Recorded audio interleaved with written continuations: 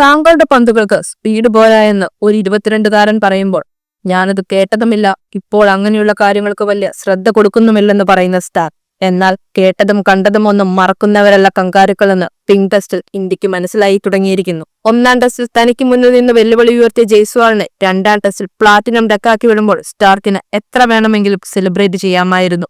എന്നാൽ ആ ഒരൊറ്റ ബൗട്ട് താൻ ആരാണെന്ന് ജയ്സ്വാളിനെ മനസ്സിലാക്കിക്കോണമെന്ന് സ്റ്റാർക്കിന് ഉറപ്പായിരുന്നു.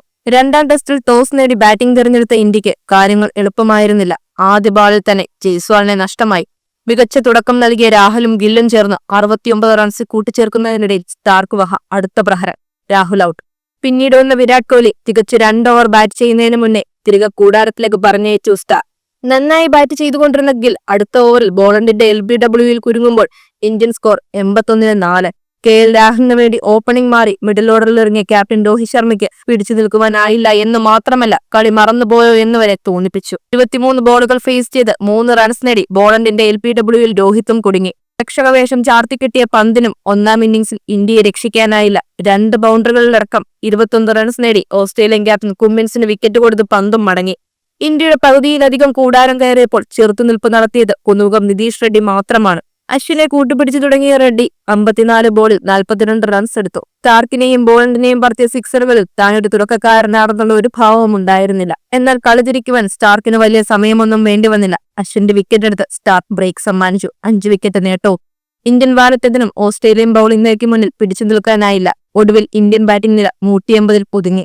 മറുപടി ബാറ്റിംഗ് നിറങ്ങിയ ഓസ്ട്രേലിയയുടെ ശരീരഭാഷ തന്നെ വ്യത്യസ്തമായിരുന്നു. ഒന്നാം ടെസ്റ്റിൽ തന്നെ വിക്കറ്റിന് മുന്നിൽ കുടുക്കിയ ബുംറയുടെ ബാളുകളെ വളരെ ശ്രദ്ധയോടെ കളിക്കുന്ന നാഥൻ മെക്യൂനെയാണ് ഒന്നാം ദിനം കണ്ടത്. എന്നാൽ അധിക നേരം പിടിച്ചു നിൽക്കുവാൻ ഉസ്മാൻ ഖോജയ്ക്ക് ആയില്ല. ബുംറയുടെ പന്തിൽ ഔട്ടാകുമ്പോൾ ഓസ്ട്രേലിയൻ സ്കോർ 24. പിന്നീട് വന്ന ലബുഷൈനെയും കൂട്ടുപിടിച്ച് നാഥൻ ടെസ്റ്റിൽ നില ഉറപ്പിച്ചു. ഒന്നാം ദിനം കളി അവസാനിക്കുമ്പോൾ ഓസ്ട്രേലിയ 86-1 എന്ന നിലയിലായിരുന്നു. രണ്ടാം ദിനം ആദ്യമേ നാഥൻ മക്കീനയെ മടക്കി ബുംറ കളിയിലേക്ക് വരവറിയിച്ചു. പിന്നീട് വന്ന സ്മിത്തിനും ബുംറയുടെ മുന്നിൽ പിടിച്ചു നിൽക്കാനായില്ല. എന്നാൽ ഇന്ത്യയുടെ സ്ഥിരം തലവേദനയെ കൂട്ടുപിടിച്ച് ലബുഷാനെ ഒരു സൈഡിൽ തുടങ്ങുകയായിരുന്നു. ടീം സ്കോർ 168-ൽ നിൽക്കുമ്പോൾ നിതീഷ് കുമാർ റെഡ്ഡി കൂട്ടുകെട്ട് പൊളിച്ച് ഇന്ത്യക്കൊരു ബ്രേക്ക് ത്രൂ നൽകി. എന്നാൽ ഹെഡിന്റെ കാര്യത്തിൽ ഇന്ത്യ വിയർക്കുകയായിരുന്നു. 141 പന്ത് 140 റൺസ് നേടി ഹെഡ് കളം വിടുമ്പോൾ ഓസ്ട്രേലിയ 310-7 എന്ന നിലയിലായിരുന്നു.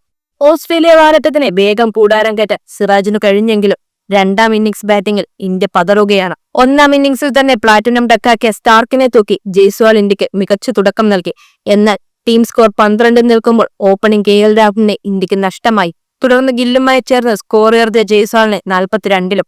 10 ഗോളിലെ വിരാടിനെ പൂട്ടിക്കെട്ടുവാൻ ഓസ്ട്രേലിയക്ക് വളരെ എളുപ്പമായിരുന്നു. ബോളെറിഞ്ഞ പന്തിൽ ക്യാരിക്ക് ക്യാഷ് നൽകി വിരാട് മടങ്ങി. പിന്നീട് വന്ന സ്റ്റാർക്കിന്റെ ഒരു വെടിക്കെട്ട് ഡെലിവറിയിൽ ഗില്ലിന്റെ കുറ്റി തെറിച്ചതോടെ ഇന്ത്യക്ക് കാര്യങ്ങൾ കൈവിട്ടു പോവുകയാണ്. രണ്ടാം ദിനം കളി അവസാനിക്കുമ്പോൾ പന്തും റെഡ്ഡിയുമാണ് ക്രേസ്. ഇന്ത്യ 29 റൺസിന് പിറകിലാണ്.